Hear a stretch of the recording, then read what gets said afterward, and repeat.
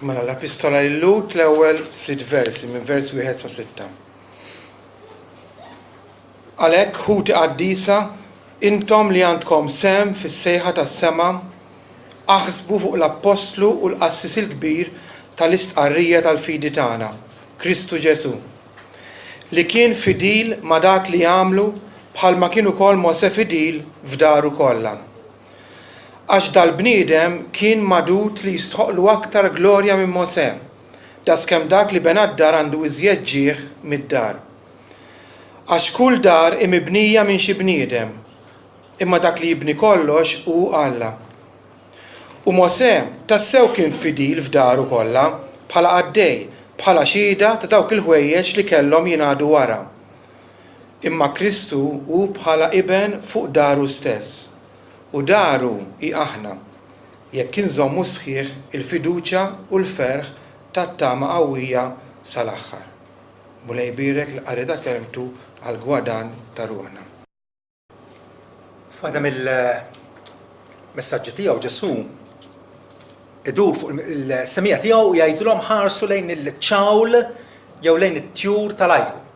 Issa kemm il-darba konna fil-kampanja u rajna l-għasafar itiru, Ġesu qed jesiġi minna li nitalmu lezzjoni minnhom. Lezzjoni f'dak il-każ kien li dawn la jaħsdu u lanqas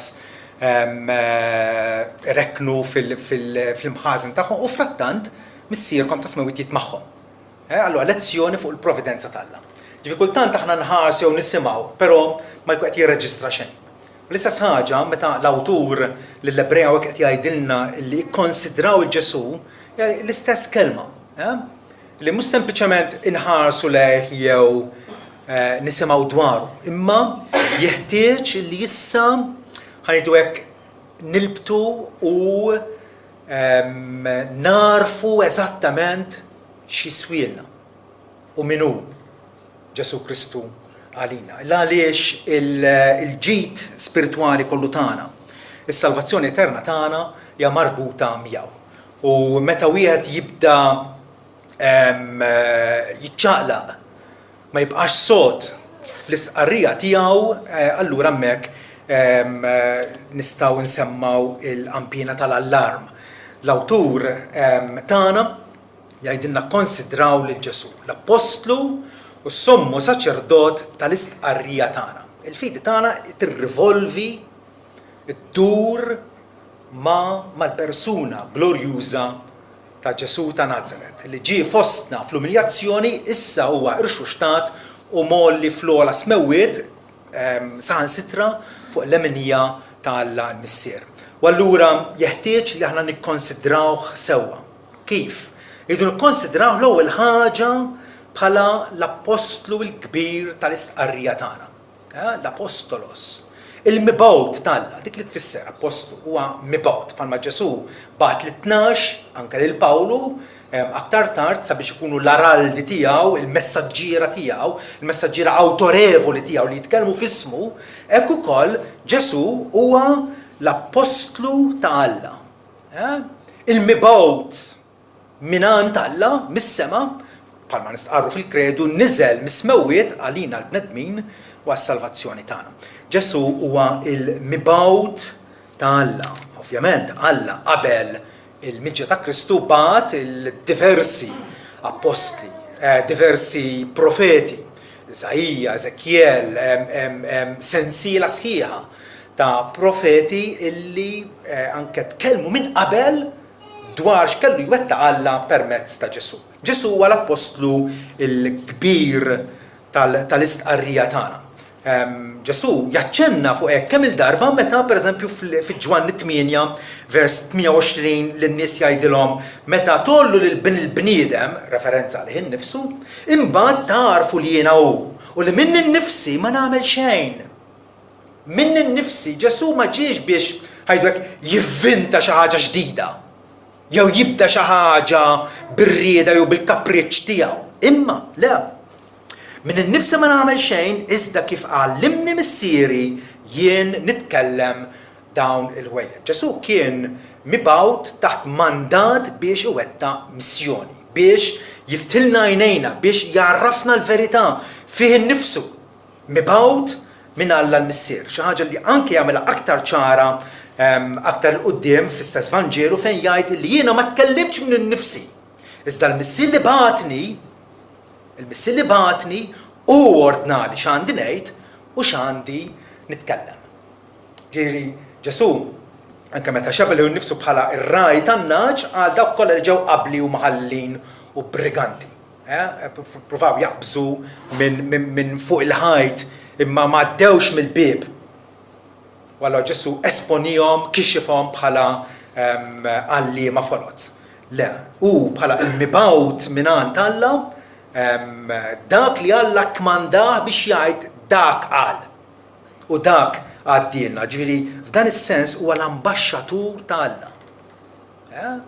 Il-mibgħut plenipotenzjarju ħan nsejħulu hekk, imlibbes bl-awtorità ta' Alla l-Missier sabiex dak li Alla xtaq jgħidilna għalulna permezz ta' Ġesu Kristu.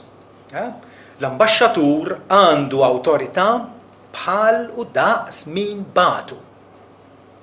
Rajt l-istorja ta' meta Antjokju Epifane dana fil-Ruma antika. Antjokju Epifane kien qiegħed jipprepara biex jinvadi lill-Eġittu.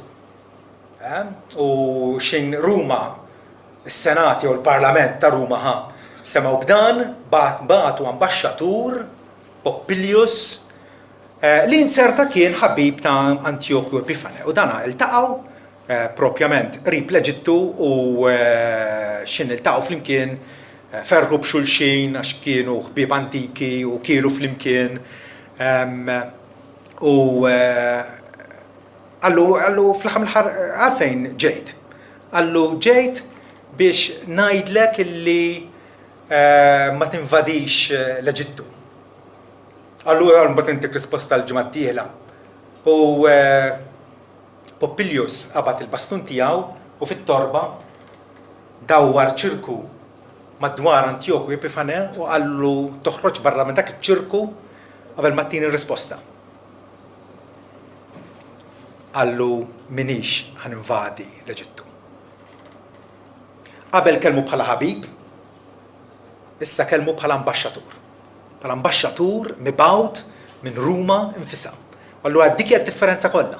Ġesu ma kienx sempliċement wieħed illi ftillu jibda reliġjon ġdida. Bħal ma għamel Konfuċju, Maomettu u l-oħrajn kollha. Ġesu huwa l-ambaxxatur ta' Alla.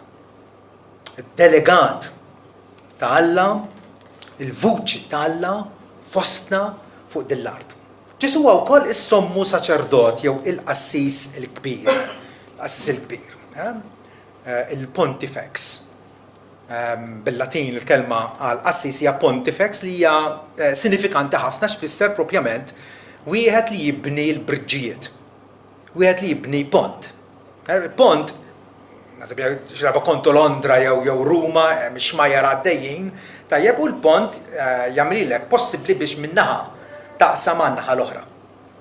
U Ġesu huwa propjament il-bennej tal-pont jew ħanejdu il-bejjien li daħal bejna u bejn Alla, bejna il-midinbin u Alla qaddis sabiex iressaqna flimkien.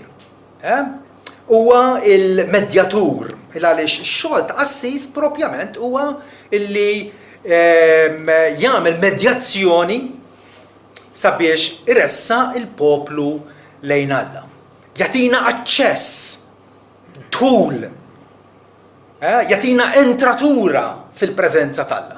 Ġesu huwa is-sommu saċerdot tagħna, ovvjament fil-bqija tal-ittra issa l-awtur se jaċċenna ħafna fuq hekk u ħajjurina l-gloria ta' Kristu fil-eċċellenza kollha tagħha bħala dak l-uniku medjatur li b'sakrifiċċju wieħed għamel perfetti għal dejjem il-dawk li huma imqazza. Fuq hekk se ħanidu hekk ħajjatina teżi sħiħa. Ġesu huwa l-uniku wieħed li provdilna aċċess għal għand il-ħalliq tagħna innifsu. Ġesu li għandu għal qalbu l-interessi tal-Alla fil-qdusija u l-ġustizzja tiegħu u allura mhux lest li jikkomprometti Il-qdusija tal-Alla, imma fl-istess ħin ukoll kif diġà rajna Ġesu huwa l-Qassis il-Kbir simpatetiku, ħanin li jader lilna fid-djufijiet tagħna. U allura wkoll għandu l-interessi tagħna. Maħtur minn Alla l-Missier sabiex iva Alla iwettaq il-salvazzjoni tagħna permezz tiegħu. Tajjeb, allura Ġesu ripetutament għal bosta drabi fl-ittra l-Ebrej u msejjaħ il-Qassis jew l-Qassis il-Kbir tagħna. Qassis li b'offerta waħda effettivament neħħa dnubietna, ippurifikana mid-dnubietna. Mhux bħal qassisin ta' dari li kienu joffru, jerġgħu joffru ripetutament l-istess sakrifiċċji għaliex għax ma kinux effettivi, ma kinux jaqlaw il-maħfra. Missa li Ġesu attwalment offra s-sakrifiċċju tiegħu innifsu fuq il-Kalvarju għandna l-maħfra. Tant l-Ispiritu Santu jixħatu jgħid fit-dnubietom u fiħtujietom jiena ma niftakarx aktar. Għalhekk mela fejn hemm il-maħfra ta' dawn id-dnubiet m'hemmx aktar offerti għad-dnub. Ġesu mid-darba l dejjem enfasizzata ħafna li miet mid-darba dnub missa li jgħix għal Alla. Ġesu issa huwa fuq il-leminja tal-Missier is-sommu saċerdot tagħna li qed jinterċidi għalina, qed jiggarantixxi li dak li wettaq fuq il-Kalvarju it-tpattija tiegħu fuq is-salib effettivament aħna ngawdu minnha. Daw kollha li l-Missier taħ iva dawn igawdu minn dik il-rikonċiljazzjoni li huwa wettaq fuq is-salib. Ġesu il-missjoni tiegħu wettaqa bl-akbar suċċess u kien fidil għal dak li appuntaħ jgħidilna. Kien fidil ma' Alla l-Missier illi ħatru, illi taħ din ir-responsabilità bħalma wkoll kien Mosè fid-dar kollha tiegħu. U attwalment l-awtur se jqabbel lil Ġesu ma' Mosè f'ċertu sens. Però f'liema sens Ġesu kien fidil. Ġesu kien fidil fis-sens illi il-missjoni tiegħu saliċ kien dettall. Wettaqa mingħajr ma fella, mingħajr ma żbalja, mingħajr ma żvija. Pereżempju fiġ-Ġwanni 8 Ġesu nnifsu jgħid vers 29 u dak li batni u miegħi u l-Missier ma jħallinix waħdi għax jiena nagħmel dejjem il-ħwejjeġ li joġbu lilu. Ebda bniedem qatt ma seta onestament jgħid dan li Ġesu hawnhekk qed jiddikjara apertament. Jiena nagħmel dejjem il-ħwejjeġ li joġbu lilu. Tantu hekk li lejliet il-passjoni tiegħu meta talab lill-Missier fil-preżenza tad-dixxipli li l-Missier jgħidlu jiena temmejt ix-xogħol li inti tajtni biex nagħmel. U allura nistgħu naraw illi f'Ġesu għandna Salvatur kompetenti, Salvatur adekwat, Salvatur kapaċi isalva l-kollox il-dawk illi bih jew bil-medjazzjoni tiegħu jaslu jersqu lejn Alla. Attualment l-awtur Lut ixebbaħ lil Ġesu ma' Mosè u jgħid li ovvjament huwa akbar minn Mosè, għalina xi ħaġa evidenti din. Forsi tajdu ma għaliex kellu jieħu din il-biċċa xogħol li qed iqabblu ma' Mosè biex jikkonvinċina mhux ovvja li huwa akbar minn Mosè. Għal dawn il-Lut ma tantx kienet ovvja, speċjalment fil-qagħda spiritwali dgħajfa li kienu fija. L-awtur rid jerġa' ifakkarhom li isma' Mosè kien mod, imma issa Ġesu huwa aħjar minnu. Bla dubju ta' xejn, Mosè bħala figura jew personaġġ li Alla tratta miegħu għal ġid tagħna, Mosè għandu r-rwol tiegħu. Mosè ċertament huwa personaġġ bħalma kien Abram, tajjeb bħalma kien David, però ċertament għal Lut Mosè kien il-kbir. Kien il-kbir. Fatti fil-ħadd tad-Deuteronomju naqraw li ħadd ma kien bħal Mosè f'dawk l-għeliem u l-Eġubijiet li l-mulej batu jagħmel fl-art tal-Eġittu kontra Farun, kontra l-qaddejja tiegħu kollha u kontra l-art tiegħu kollha. U lanqas ħadd ma kien hemm bħalu f'dik li tqawwija. U f'dak il-ħwejjeġ kollha ta' biża' kbir li Mosè għamel quddiem għajnejn Iżrael kollu. Ġifieri Iżrael meta sar nazzjon, meta sar il-poplu talla mifdi mill-jasar tal-Eġittu, maħruġ fid-deżert u mwassal mal-frontiera tal-art imwieta tal-Kanan, tajjeb, il-poplu kien konvint illi Mosè huwa s-salvatur tagħna, huwa l-feddej tagħna, u l-Bibja issejjaħlu hekk. Mhux darba jew tnejn. Alla feda lill-poplu tiegħu mill-Eġittu permezz ta' Mosè. Imma dawn ħutna li rċevew din litra lill-Ebrej għall-ewwel darba kellhom bżonn ħajdu hekk jerġgħu jissettjaw lilhom nfushom. U jarfu li avolja Mosè kien kbir f'għajnejn Alla u f'għajnejn il-poplu kellu stima unika ħanejdu hekk quddiem in-nies. ċertament ogħla mill-anġli fl-opinjoni tal-lu dak iż-żmien. Issa l-awtur diġà kkonvinċina li Ġesu huwa ogħla u superjuri mill-anġli għax finalment huwa l-ħallieq tagħhom u l-anġli jaduraw lilu. Ġifieri dika m'hemmx x'tiddiskuti. Però ma' Mosè Alla tkellem wiċċ imwiċċ. Alla lilna jkellimna fibnu tajjeb u kif nisimgħu l-leħen tar-rajt tajjeb mill-iskrittura mqazza. Ma' Mosè tkellem wiċċ imwiċċ. Mosè rċieva l-kmandamenti mingħand Alla. Kienu li tela fuq il-muntanja Sinaj. Irċieva l-liġi, t-Torah, l-istruzzjoni, it-tagħlim li Alla tom. U Mosè ħaħseb li matul l-aħħar 40 sena ta' ħajtu jikteb din rivelazzjoni f'5 kotba li għadhom magħna sal-lum. Dak li aħna nsegħulu l-Pentateuku, l-ewwel 5 kotba tal-Bibja, il-pedament ta' dak kollu li ġie wara. Profeti oħrajn ġew warajh, però kollha bnew fuq dak li qal Mosè fil-bidu. Mosè illi ta' lil-Lut l-aqwa ħaġa tom l-orakli tal-Alla. Meta Pawlu isaqsi l-mistoqsija għallu x'inhu l-vantaġġ li tkun ludi, jew x'inhu l-vantaġġ li tkun ċirkonċiż? Ħafna b'kull mod. Ma l-ewwel nett li lilhom ingħataw l-orakli tal-Alla.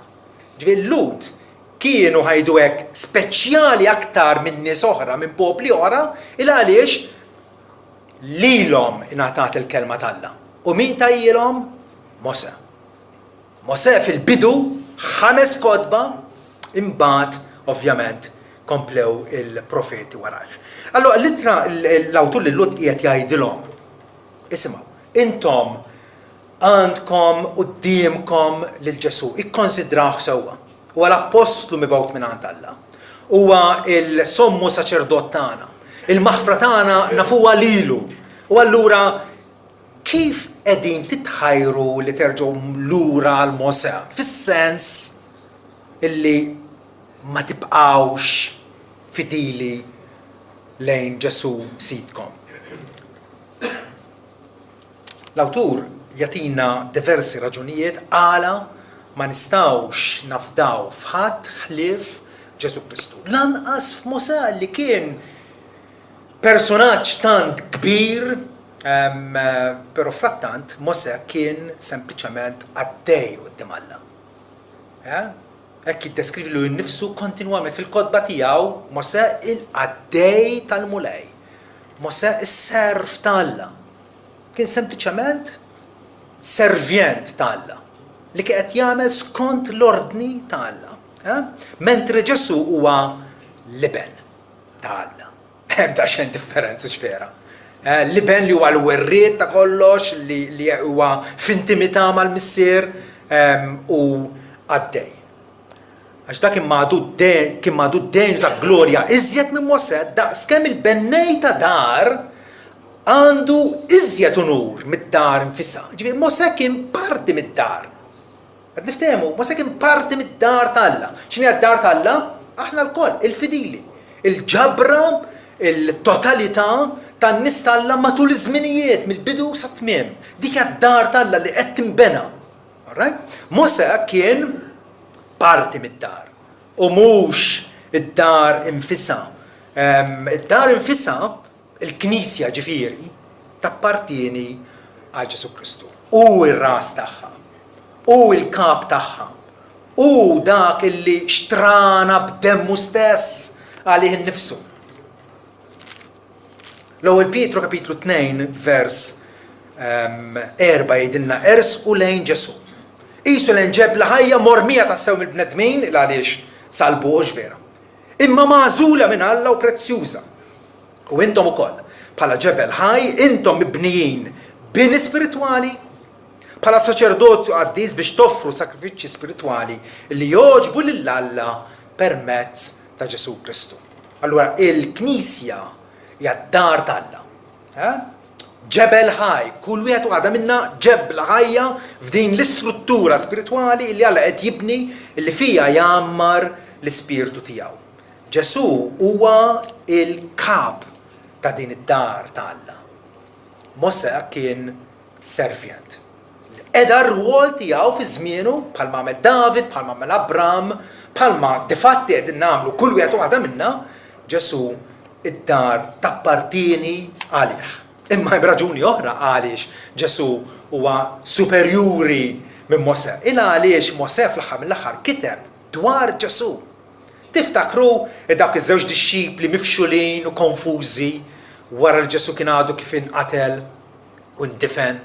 U issa sejrin lura lejn Emma u Ġesu ngħaqad magħhom marfuħx u bdew jitkellmu flimkien x'ġara f'Ġerusalemm dan l-aħħar jiem. U Ġesu fetħilhom moħħom biex jifhmu l-iskrittura u spjegalhom mill-kodba ta' Mosè u minn Mosè ġifieri mill-liġi, mis-salmi u mill-profeti il-ħwejjeġ kollha li kienu miktubin dwaru. Ġifieri Mosè waħda mill-impenji kbar li kellu kien fil-li tagħna il-5 kodba tiegħu illi jitkellem minn qabel dwar il-miġja ta' Ġesu Kristu. Mosè kiteb dwar Ġesu. Qal kemm kien għadu ma twelidx. Mosè ingħata il-privileġġ li jgħidilna minn qabel Alla x'kien ħajwettaq permezz ta' ibnu. Allura fiġġwanni 5 fejn naraw il-Ġesu qiegħed jitkellem mal-Lut ta' żmien.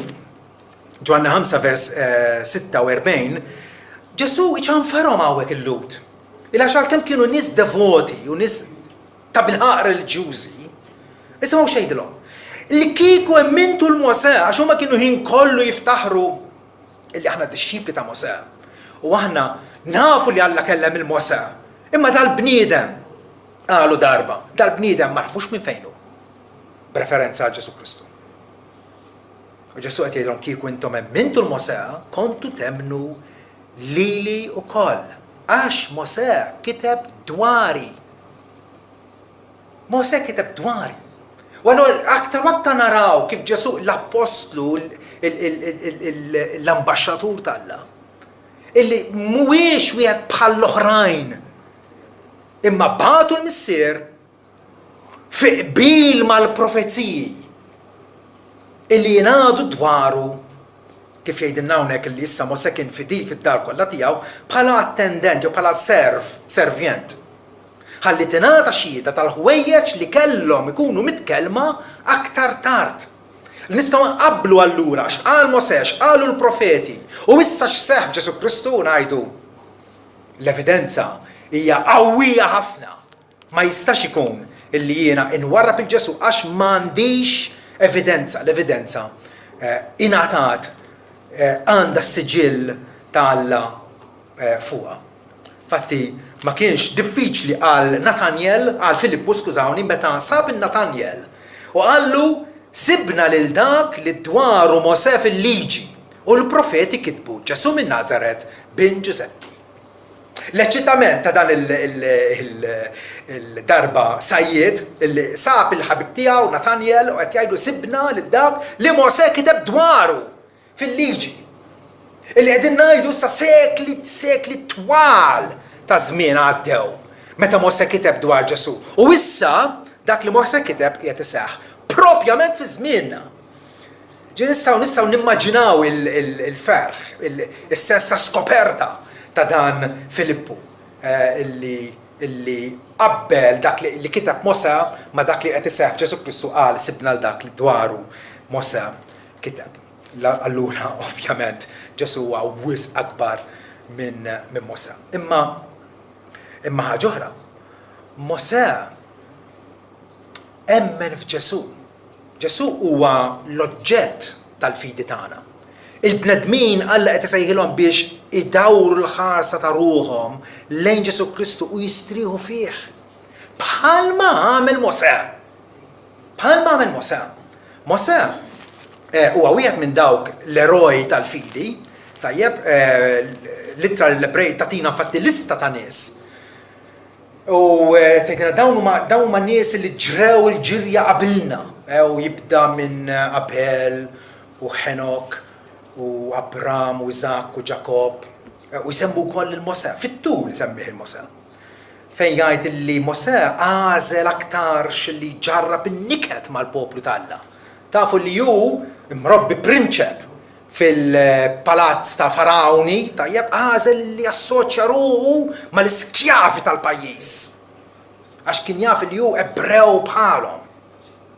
Allura għażel il-niket, li ġarrab il-niket mal-poplu tal-Alla milli gawdi għal ftit żmien il-pjaċiri tad-dnub. Għamed il-għażla għaliex għamilha huwa qies il-għajb ta' Kristu bħala għana jew bħala rikkezzi aqwa mit-teżor tal-Eġittu għax kien ħares lejn ir-rikompensa, kien ħares lejn il-premju li Alla poġġa qudiemu. Però jgħidha speċifikament hawnhekk illi Mosè ikkalkula l-għajb ta' Kristu bħala rikkezzi aħjar mir-rikkezzi ta' id-dinja li fl-aħħar mill-aħħar jispiċċaw.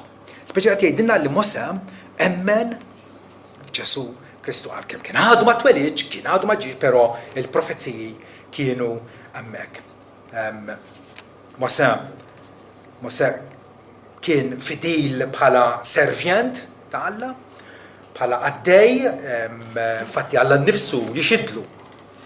Meta darba kien hemm ribellioni kontra Mosè u rridu kien hemm xi wħud rridu jikkmandaw minn floku, Alla ta' xieda l-Mosè dakinhar fin-Numri 12 vers 7 fejdilna illi mhux hekk mal-qaddej tiegħi Mosè qed jgħid Alla. Huwa fdad bid-dar tiegħi kollha, wiċċ imwiċċ inkellmu u bid-der u mhux bi kliem tqil u lejn suret il-mulejja ħares. Għaliex mela ma bżajtux tgħidu fuq l-qaddej tiegħi Mosè. Alla qed iċanfa lin-nies għallhom Mosè għandu relazzjoni intima miegħi, nkellmu wiċċ imwiċċ. Bid-difetti kollha tiegħu, Mosè kellu d-difetti tiegħu. Meta Alla derlu fis-siġra tal-Ollieq biex jibgħatu l-Eġittu, 5 skużi ġablu Mosè. Waħda wara l-oħra. Mosè kellu l-difetti tiegħu, darba r-rabja u flok ma sawwat il-blata, flok ma kellem il-blata sawwata darbtejn, u Alla qallu tal-li għamilt hekk. M'intix qed tidħol fl-art li nawett lill-poplu tiegħi. Ġifieri Mosè kellu d-difetti tiegħu, kien fidil però mhux assolutament fidil bħal kull bniedem ieħor, però Ġesu huwa assolutament fidil, mingħajr ebda difett bħalma jgħidilna fl-istess sitra Ġesu li bħala Assis il-kbir huwa safi pur mifrut mill-bidinbin li m'għandux bżonn joffri sakrifiċċju l-ewwel għalih innifsu imbagħad għall-poplu. Għaliex huwa kien assolutament impeccabbli. Darba l-disċipli tiegħu meta marru biex joffrulu l-ikel u kien għadu kif tkellem mal-mara Samaritana għallhom l-ikel tiegħi. Jien għandi ikel li intom ma tafux bih. Qalu jaqgħu ġablu l-ikel xi ħadd Ġesu qal l-ikel tiegħi u nagħmel ir-rieda ta' missieri u li ntemm ix-xogħol li tagħni. Daqshekk kien fidej Ġesu Kristu. Mosè kif għadna tagħna xhieda minn qabel dwar Ġesu Kristu. Tagħna illustrazzjonijiet dwaru, infatti vers 5 jgħidilna Mosè kien fidil fit-dar kollha tiegħu bħala attendent biex tingħata xhieda tal-ħwejjeġ li kellhom ikunu mitkellma aktar tard. Iftakru li l-istess awtur jgħidilna li Alla b'diversi manjieri u diversi metodi kellem lil missirijietna permezz tal-profeti, imissa kellimna bibnu. Qabel kienet peacemaking, biċċalaw, biċċalin, issa Alla urina l-nifsu bl-aħjar mod possibbli. Bibnu Ġesu Kristu li huwa xbija ta' Alla inviżibbli. Mosè tkellem dwar Ġesu billi tagħna illustrazzjonijiet, ħanidu hekk stampi. Stampi minn qabel, ovvjament bil-kitba, sabiex aħna li nħarsu lehom mbagħad nibdew naraw kemm Mosè infatti ippromuova lil Ġesu u mhux lil nnifsu. Meta tagħna l-istor tas-serb tal-bronz in-nies bdew igergru Alla bagħtilhom is-srieb valenużi għall-wolli serb fuq arblu serb tal-bronz, kull min ħares leħi fih. Ġesu inqeda bl-istorja biex jurina illi appuntu dik hija storja dwaru nnifsu. Li bħalma Mosè qolla s-serb fid-deżert hekk jeħtieġ jitolla bil bniedem biex kull min jemmen fih ma jitilifx iżda jkollu ħajja ta' dejja. Dik l-istorja hija xhieda tiegħu il-blata l-midruba meta nies bdew igergru m'għandhomx ħammudu bil-għaġġ fid-deżert. Mosè kellem lil mulej u l-mulej qallu aqbad il-ħatar il-bastun li għandek fidejk sawat il-blata għal darba u lil ma joħroġ minnha u hekk ġara. Il-blata l-midruba. Ġesu li bil-mewt tiegħu fuq is-salib fetaħ lajn tal-grazzja tal-Alla għal dawk kollha li jxorbu minnu. Bħalma qalu stess jekk xi ħadd għandu l-għaġġa jiġi għandi u jixrob. Bħalma qalt l-Iskrittura kull min jemmen fija gelglu minn ġo fih xmajjar ta' ilma ħaj. Dik l-istorja wkoll tagħtina xhieda dwar Ġesu il-manna mis-sema. Il-manna mis-sema Alla temaħħom litteralment regolarment kuljum għal 39 sena. Sakemm waslu fl-art li seta tinżera u tinħasad bil-prodotti agrikoli. Alla temaħħom, ippreservhom fis-sema. L-iżbal tal-Lut kien li bdew jassumu li kien Mosè li temaħħom fid-deżert. Mhux Mosè temaħħom fid-deżert. Ġesu kien jikkorreġihom fuq hekk ukoll. Fiġwanni 6. Ġesu kien għadu kif tema lin-nies immultiplika l-ħobs. L-għada n-nies reġgħu feċċewh biex jerġgħu jieklu b'xejn. U Ġesu għallhom taħdmux għall-ikel li jintemm, imma l-ikel li idum għal-ħajta dejjem li bil-bniedem jagħtikom. Imbagħad qalu x'għandna nagħmlu biex nagħmlu l-emel talla. Ġesu weġibhom dan l-emel talla li intom temnu f'min bad. Ma kienux jemnu f'dak li bad, kienu qegħdin jemnu f'Mosè. Imma Ġesu qal li kieku emmintu f'Mosè kontu temnu lili għax Mosè kitab dwari. Ħafna nies jikklejmjaw illi jemnu l-Iskrittura. Però il-fiduċja tagħhom mhijiex f'Ġesu Kristu li huwa s-suġġett ewlieni u prinċipali tal-Iskrittura. Allura meta l-Lut qalulu bis-sirjietna kielu l-manna fid-deżert kif miktub, tom jieklu ħobs mis-sema. Imbagħad qalilhom Ġesu tassew ngħidilkom. Mhux Mosè tagħkom il-ħobs mis-sema. Imma missier jagħtikom il-ħobs il-veru mis-sema. U dak kien żball maġġuri li qegħdu jagħmlu l-Lut. Kienu ħarsu lejn Mosè bħalli kieku Mosè huwa s-salvatur tagħhom. Mosè kien ħajdu hekk stampa ta' salvazzjoni akbar milli provda hu. Veru li intbagħat l-Eġittu, ħareġ il-poplu, salvhom. Però bħalma qal Ġesu l-semmija tiegħu. Bħalma Ġona dam 3 u 3 lieli f'żaq il-art, f'żaq il-ħuta, hekk ukoll bil-bniedem sejdum 3 u 3 lieli f'żaq il-art. Ma ngħidilkom li xi ħadd akbar minn Ġona jinsab fostkom. U xi ħadd akbar minn Salamun jinsab fostkom.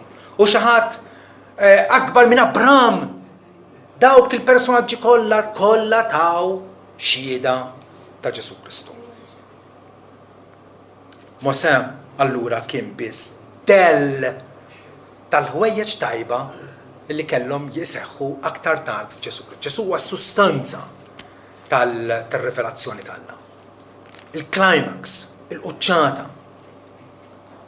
Ebrej 8 vers 5 jgħidilna illi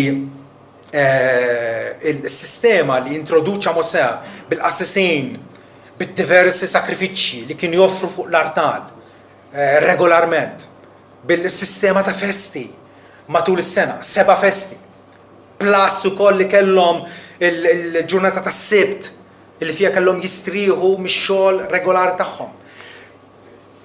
Ara jgħidilna li dawn iservu ta' eżempju u del tal-ħwejjeġ tas-sema. Bħalma kien imwissi Mosè minn Alla meta kien se jibda jagħmel it-tabernaklu. Tafx kien it-tabernaklu kien struttura tal-ġild, tat-trappijiet, tajjeb bil-ħafna kien hemm l-artal, kien hemm il-lembija fejn ħaslu l-qassisin, mbagħad kien hemm il-qaddis tal-qaddisin, fejn kienu jagħmlu l-ħobs tal-preżenza, l-assis jidħol joffri l-inċens. Imbagħad jerġa' ġewwa net kienu kun hemm l-arka tal-patt. Il-ħadd ma kellu permess jidħol. Ħlief il-qasas il-kbir. U għallu qis li tagħmel kollox skont il-mudell li jiena wrejtek fuq il-muntanja. Għaliex Alla ma rridx il-Mosè li jivvinta skont l-immaġinazzjoni tiegħu. Il-għaliex dak it-tabernaklu u dik is-sistema ta' sakrifiċi kienet kollha tixed favur Ġesu Kristu.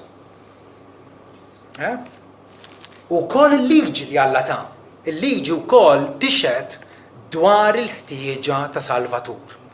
Bil-liġi li turina l-ħmieġ tagħna tqanqalna biex aktar u aktar nixxenqu għal fidwa miksuba minn Ġesu Kristu. Għalhekk jgħidilna aktar tard li billi-liġi għandha del tal-ħwejjeġ tajba li għandhom jiġu u mhux ixbija tal-ħwejjeġ infushom. Ma tista' qatt bl-istess sakrifiċċji li joffru minn sena għal sena bla ma jaqtaw xejn tagħmel perfett il dawk li jersu l-artal.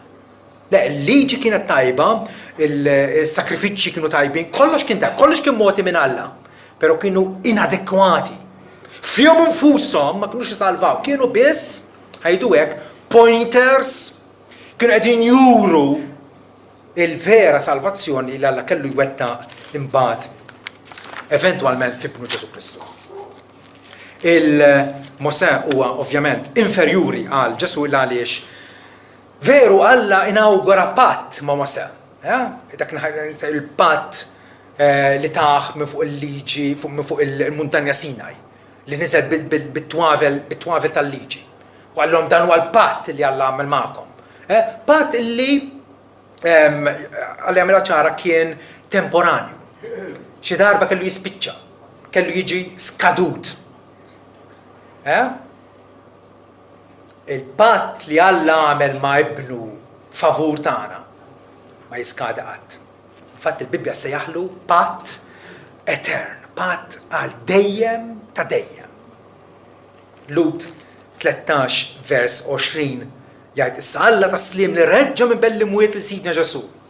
Dak ir-raj il-kbir tan-naġ bid-demm ta' patt etern. U għettaqkom f'kull emil tajjeb biex tagħmlu r-rieda tiegħu. Alla mhux biss għamel patt illi jservi għall-eternità permezz ta' Ġesu Kristu, ma tagħna wkoll ix-xenqa u r-rieda biex aħna nkunu fidili għal dak il-patt. F'kelma waħda, Mosè ma seta' jsalva lil ħadd bħal ebda bniedem ieħor. Però Ġesu attwalment isalva. Il-liġi ingħatat permezz ta' Mosè, il-grazzja u l-verità ġew permezz ta' Ġesu Kristu. Il-liġi ġiet qabel il-fidwa għaliex il-liġi kien hemm bżonna biex Alla jqanqal fina kuxjenza ta' dnub li aħna ta' bilħaq ksirna l-liġi tiegħu u ta' bilħaq aħna ninsabu taħt l-għadab tiegħu u taħt il-saħta tal-liġi miksura. U allura aktar u aktar imbagħad se niġru lejn Ġesu bħala r-refuġju illi Alla poġġa qudiemna. Fil-Ġwanni 5 vers 45 Ġesu jgħidilhom: la taħsbux li nsejjer nixlikom lill-Missier. Taħsbux li se nakkużakom qudiem il-Missier. Hemm wieħed li jakkużakom. Mosè li intom qegħdin tittamaw fih. U dik hemm bżonn noqogħdu attenti għaliha. Li ma nkunux b'xi mod jew qegħdin nafdaw fi kreatura aktarx milli fil-ħallieq innifsu.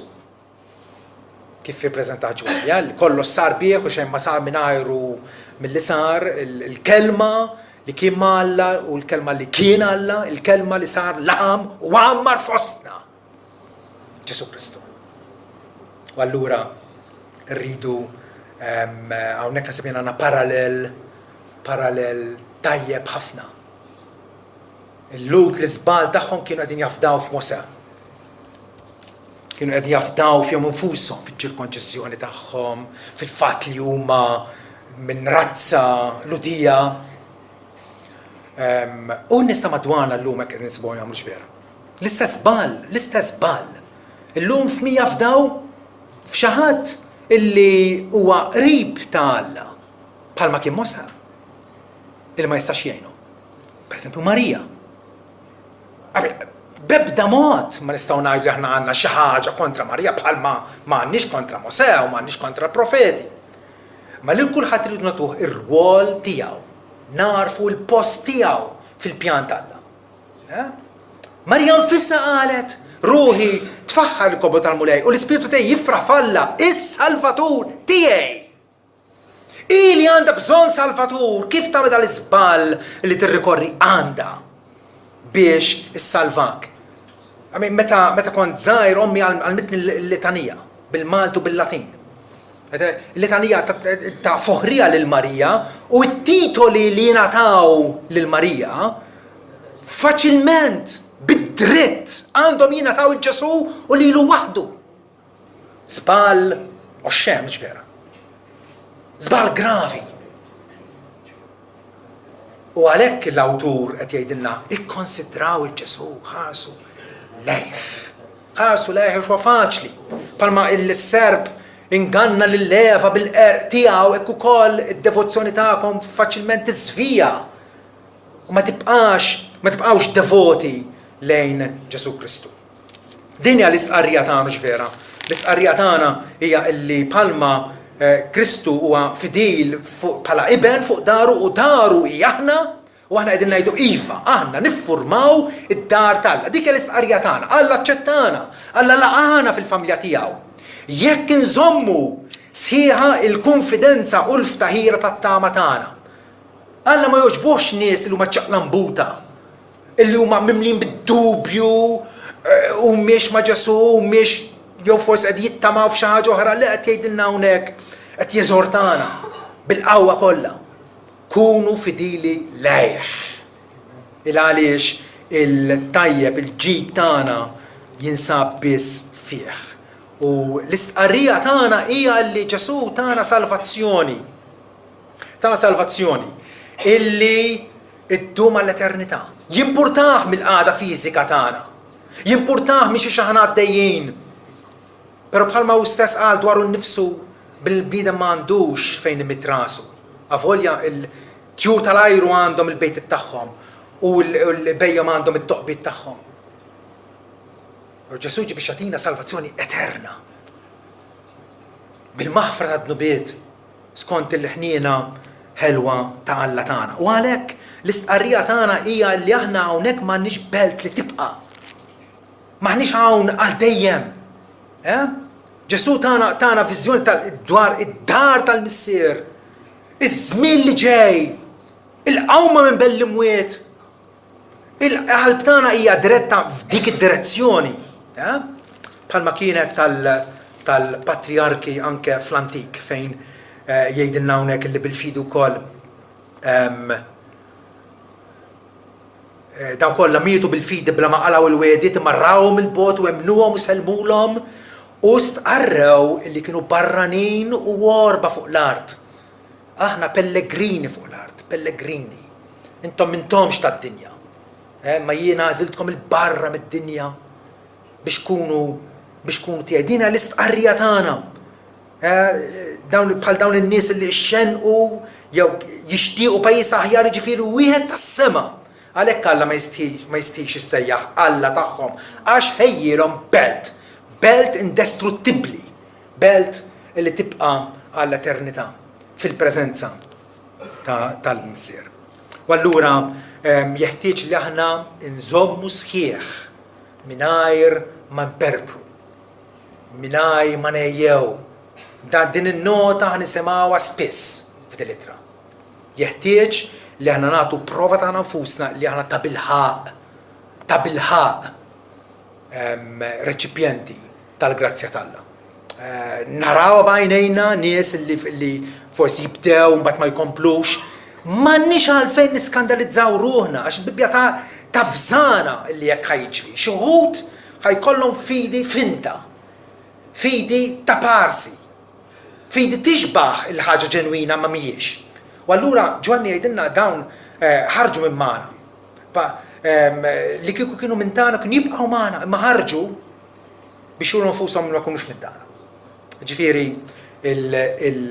il-Kristjan ġenwin jiddistingwi ruħu minn oħrajn il għaliex jibqa' jekk tibqgħu fil-kelma tiegħi mbagħad tkunu ta' bilħaq ix-xibli tiegħi. U tarfu l-verità, u l-verità teħliskom, tilliberakom. ċertament Ġesu ma jitlifx lil tiegħu.